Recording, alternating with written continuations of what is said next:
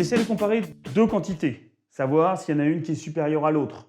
Est-ce que A est plus grand que B ou est-ce que B est plus grand que A? Je recommence d'abord par supposer si A est supérieur, strictement supérieur à B, ça équivaut à dire que A moins B est strictement positif ou B moins A strictement négatif. Le plus grand, si une soustraction, une différence est positive, obligatoirement, le premier nombre, la première quantité, est supérieur à l'autre.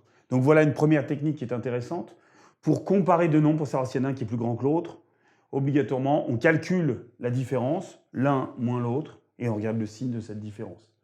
Deuxième technique, si on n'a que des nombres qui sont strictement positifs, toujours A plus grand que B, ça équivaut à dire que A sur B est plus grand que 1, ou B sur A plus petit que 1. Comme dans les inéquations, B est strictement positif, multiplication, division, ça fait bien A plus grand que B si B passe de l'autre côté. D'accord? Donc voilà deux techniques, attention, celle-là, on ne l'applique que quand grand A et grand B, les deux quantités qu'on essaie de comparer, sont strictement positives.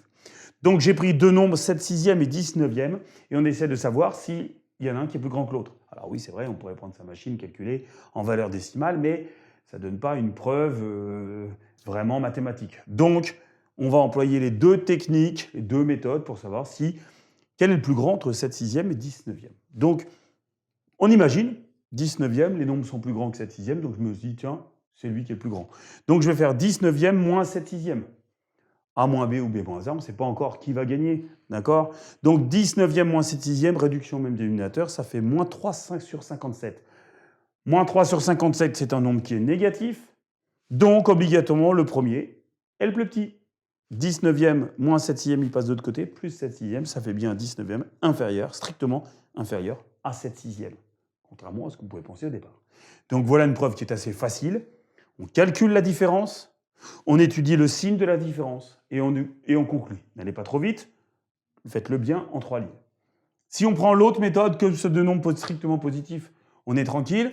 Je le calcule l'un sur l'autre. Attention de bien présenter vos quotients. Une fraction divisée par une autre fraction, c'est multiplié par l'inverse de l'autre. Ça fait 60 sur 63. 60 sur 63, c'est une fraction qui est plus petite que 1 parce que le numérateur est plus petit que le dénominateur. C'est l'inverse. C'est inférieur à 1. Donc, si c'est inférieur à 1, celui qui est au numérateur, B, est obligatoirement strictement inférieur au dénominateur. Donc voilà deux techniques assez faciles à retenir.